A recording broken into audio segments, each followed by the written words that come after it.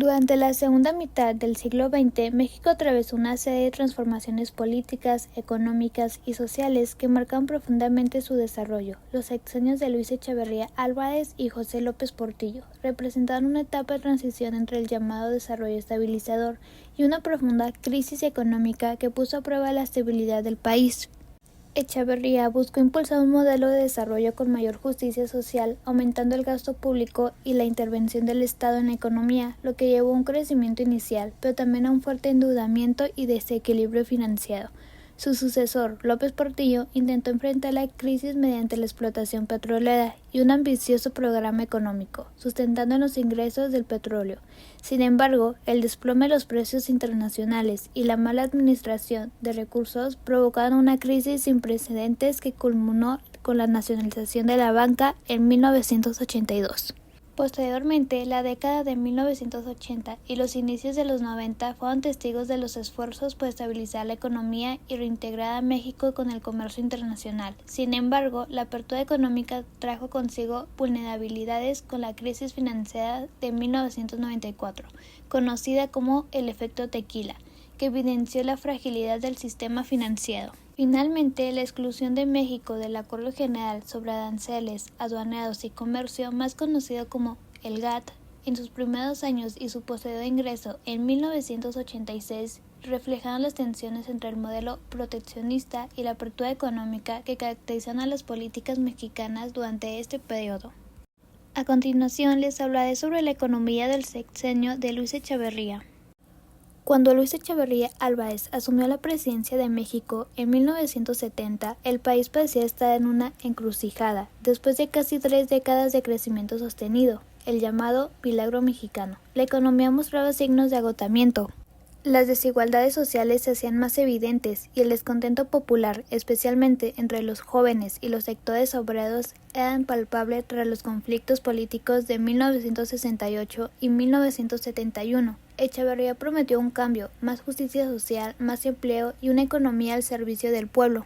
Al inicio de su gobierno impulsó una política económica de su corte populista y expansiva. El Estado aumentó su intervención en la economía con el propósito de estimular el crecimiento y reducir las brechas sociales. Se incrementó el gasto público en educación, vivienda y infraestructura, se apoyó a la producción agrícola y se crearon empresas paraestatales en sectores estratégicos. El gobierno buscaba convertirse en el principal motor del desarrollo.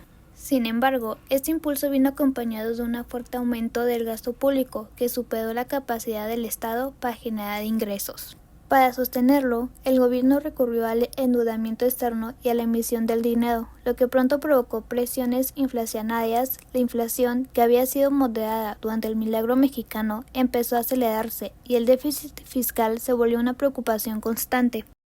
Mientras tanto, la inversión privada nacional y extranjera empezó a retraerse. Las políticas del gobierno, percibidas como hostiles hacia el sector empresarial, generaron la desconfianza. Las reformas agrarias, la creación de nuevas empresas estatales y la retórica socialista de Echeverría llevaron a muchos inversionistas a sacar su capital del país, provocando una fuga de capitales. En 1976, la situación llegó a un punto crítico. La balanza de pagos mostraba un déficit severo, las reservas internacionales se agotaban y el peso mexicano comenzó a sufrir una fuerte presión. Por primera vez en sus 2 décadas, México se vio obligado a devaluar su moneda, rompiendo con la estabilidad cambiada que había caracterizado el país desde los años 50. Por último, la devaluación del peso en septiembre de 1976 marcó el fin del modelo de desarrollo estabilizador y el inicio de una nueva etapa en la economía mexicana, donde la deuda externa y la inflación se convirtieron en protagonistas. Echeverría dejó el poder en medio de una crisis económica y de credibilidad, aunque su gobierno también dejó importantes obras de infraestructura, avances educativos y una expansión del Estado mexicano sin precedentes. Ahora les hablaré sobre la economía del sexenio de José López Portillo. Cuando José López Portillo asumió la presidencia de México en 1976, el país se encontraba en crisis. La devaluación del peso al final del gobierno de Luis Echeverría había sacudido la confianza en la economía nacional. La inflación crecía, la deuda externa era alta y el desempleo golpeaba a miles de familias. López Portillo llegó al poder con la promesa de recuperar la confianza y de estabilizar al país. Durante los primeros años de su gobierno, el panorama parecía difícil. Sin embargo, un inesperado descubrimiento cambió el rumbo. Enormes yacimientos petroleros fueron hallados en el Golfo de México, especialmente en la región de Campeche. De pronto el petróleo se convirtió en la esperanza nacional. El presidente vio en este recurso la oportunidad de sacar al país de la crisis y de llevarlo a una nueva etapa de prosperidad. Con el auge petrolero y el incremento de los precios internacionales del crudo, el gobierno mexicano comenzó a recibir ingresos millonarios. López Portillo emprendió una política de expansión económica basada en el petróleo. El Estado invirtió masivamente en infraestructura, educación y programas sociales. Se construyeron carreteras, escuelas, puertos y refinerías. Se crearon empleos y la economía creció rápidamente. En esos años, el presidente proclamó con entusiasmo que México debía administrar la abundancia, convencido de que el país había entrado a una era dorada. Pero bajo esa bonanza se escondían graves desequilibrios. El gobierno gastaba más de lo que tenía y gran parte de las inversiones se financiaban con créditos internacionales. La deuda externa creció de manera alarmante, pues se pensaba que el petróleo siempre sostendría los pagos. Sin embargo, a inicios de la década de los 80, el precio del petróleo cayó en los mercados internacionales y los ingresos del país se desplomaron. De pronto, la abundancia se transformó en crisis. México ya no podía pagar su deuda, la inflación se disparó y el peso volvió a perder valor.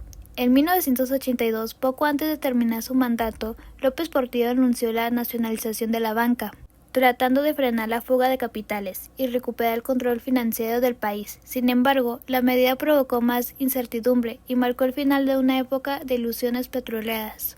Por último, José López Portillo dejó la presidencia entre lágrimas, pidiendo perdón a los mexicanos por no haber podido defender el peso. Su gobierno pasó a la historia como una etapa de contrastes, de la euforia del auge petrolero al dolor de la crisis económica más severa que México había vivido hasta entonces.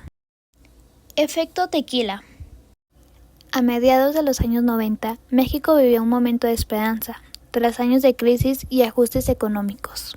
El gobierno de Carlos Salinas de Gortari había logrado estabilizar la economía, la inflación bajaba, el peso se mantenía firme y el país había firmado el Tratado de Libre Comercio, que entró en vigor el 1 de enero de 1994. Todo parecía indicar que México se encaminaba hacia una nueva era de crecimiento y modernización.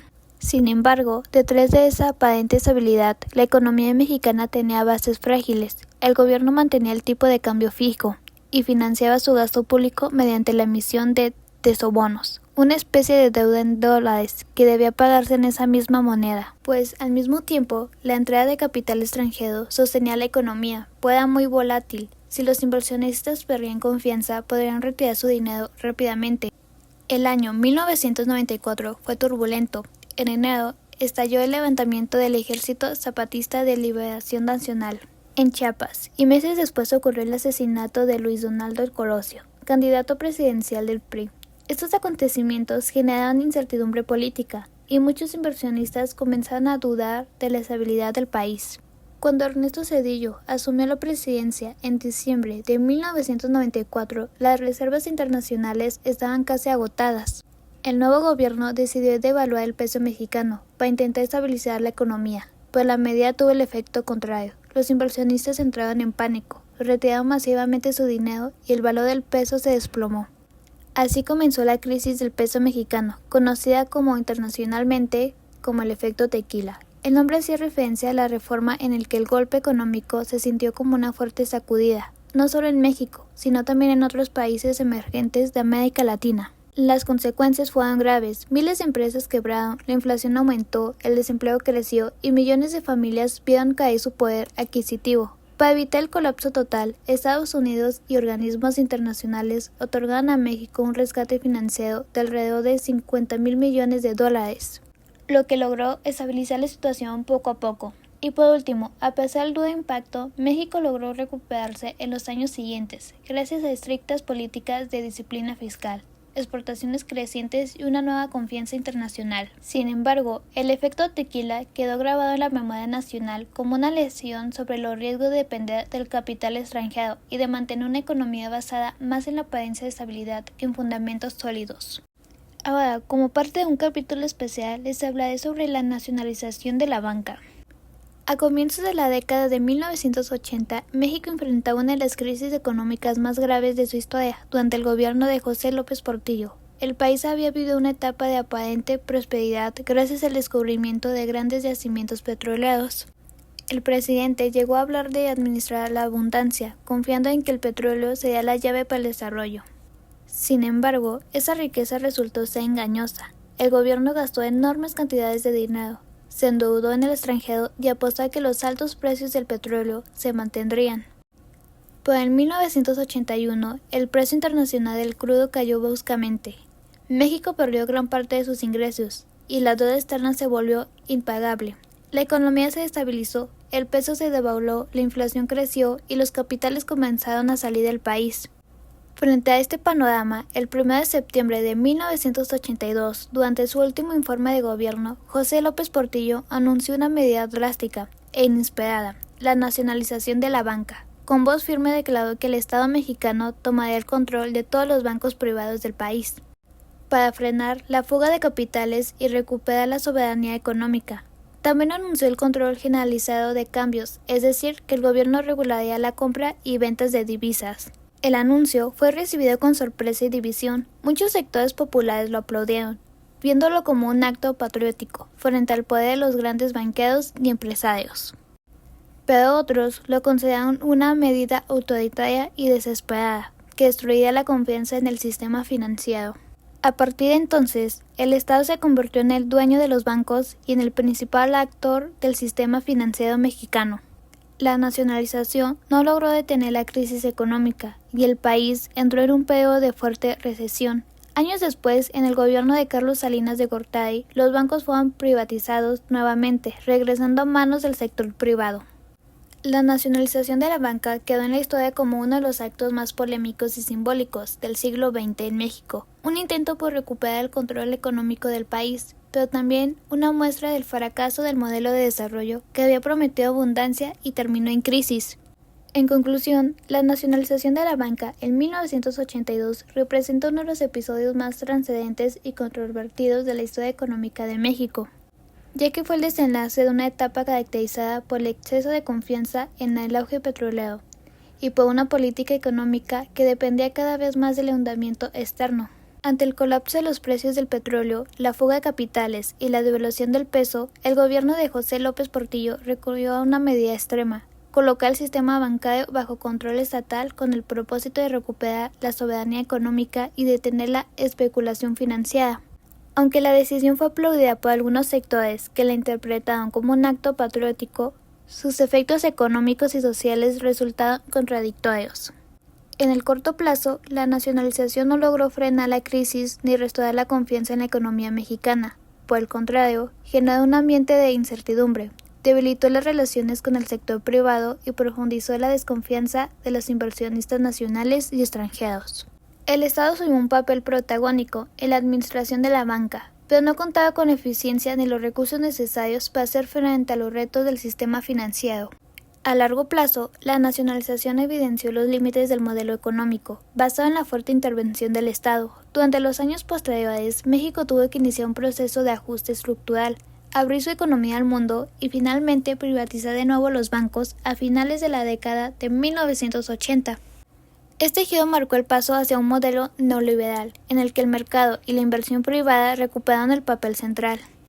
Por último, la nacionalización de la banca dejó una huella profunda en la memoria nacional. Fue una respuesta desesperada a una crisis, pero también una advertencia sobre los riesgos de la mala administración económica, del endeudamiento excesivo y de las decisiones políticas tomadas sin una visión de largo plazo. Por último, les hablaré sobre la exclusión de México al GATT. Durante gran parte del siglo XX, México mantuvo una política económica basada en el modelo de sustitución de importaciones, es decir, en producir dentro del país lo que antes se compraba al extranjero. Esta estrategia iniciada a mediados de los años 40, buscaba fortalecer la industria nacional mediante altos aranceles y restricciones a las importaciones, protegiendo así a los productos mexicanos de la competencia externa.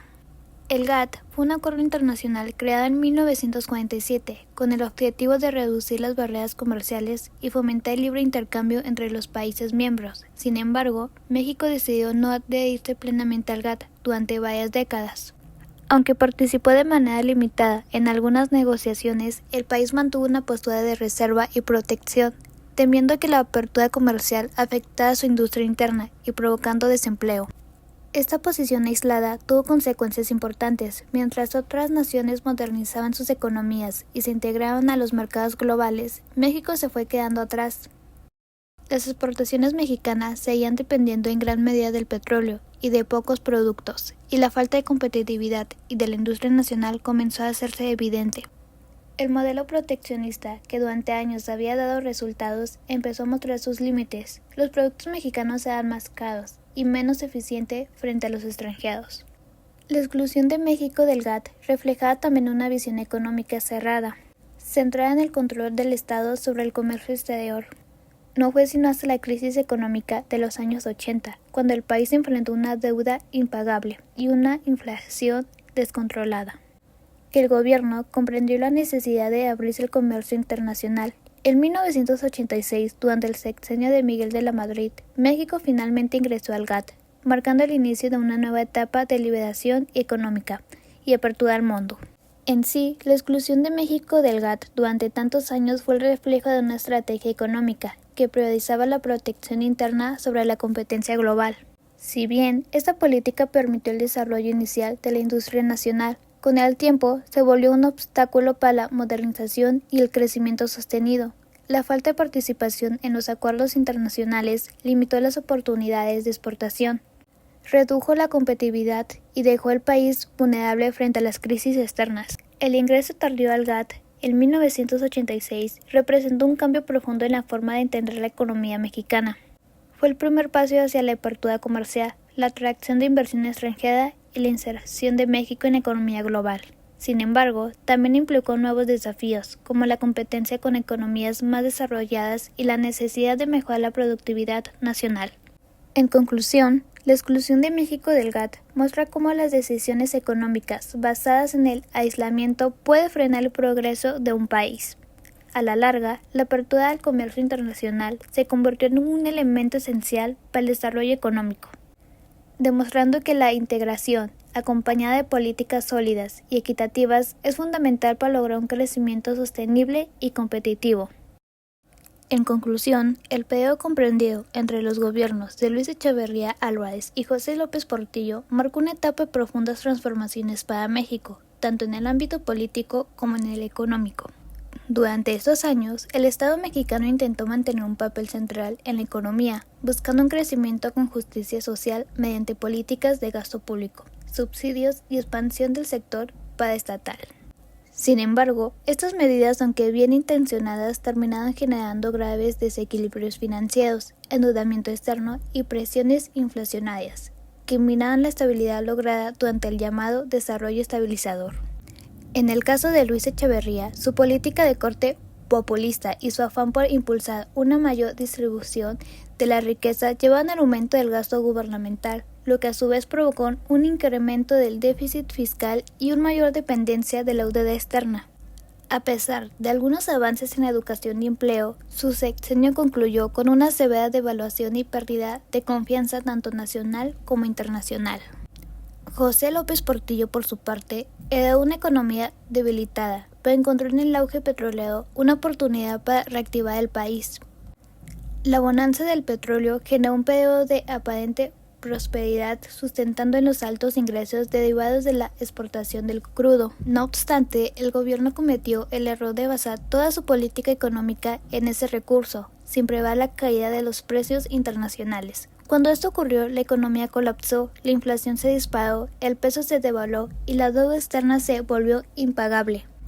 En este contexto, López Portillo anunció en 1982 la nacionalización de la banca, una medida desesperada para controlar la fuga de capitales y restablecer la estabilidad financiera. Sin embargo, lejos de resolver la crisis, esta decisión deterioró aún más la confianza de los inversionistas y marcó el fin del modelo económico basado en la intervención estatal. Las consecuencias de esas políticas se extendieron a los años siguientes. México, al buscar estabilizar su economía y reintegrarse en el comercio internacional, enfrentó nuevas dificultades.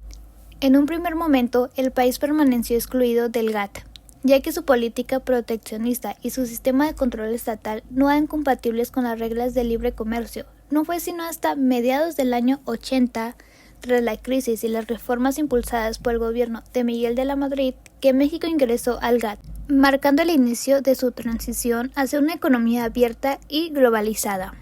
Sin embargo, esta apertura también generó nuevas vulnerabilidades. En 1994, durante el gobierno de Ernesto Zedillo, México sufrió una fuerte crisis financiera, conocida como el efecto tequila, producto de la devaluación del peso, la salida masiva de capitales y la debilidad del sistema financiero. Este episodio mostró que a pesar de las reformas estructurales y la apertura comercial, la economía mexicana seguía siendo frágil y dependiente de factores externos. En conjunto, estos procesos reflejan una etapa decisiva en la historia contemporánea de México. Los sexenios de Echeverría y López Portillo simbolizan el agotamiento del modelo económico estatista y proteccionista que había sostenido al país durante varias décadas. La nacionalización de la banca, la posterior apertura comercial, la exclusión inicial del GATT y las crisis financieras como el efecto tequila evidencian el complejo camino que México recorrió para adaptarse a un nuevo orden económico mundial. Finalmente, estas experiencias dejaron lecciones fundamentales sobre la importancia de la estabilidad macroeconómica, la prudencia fiscal y la necesidad de combinar el crecimiento económico con políticas sociales sostenibles. México aprendió, a través de la crisis y la transformación, que el desarrollo requiere no solo de recursos naturales o decisiones políticas ambiciosas, sino de una gestión responsable, una visión de largo plazo y una sólida confianza en las instituciones.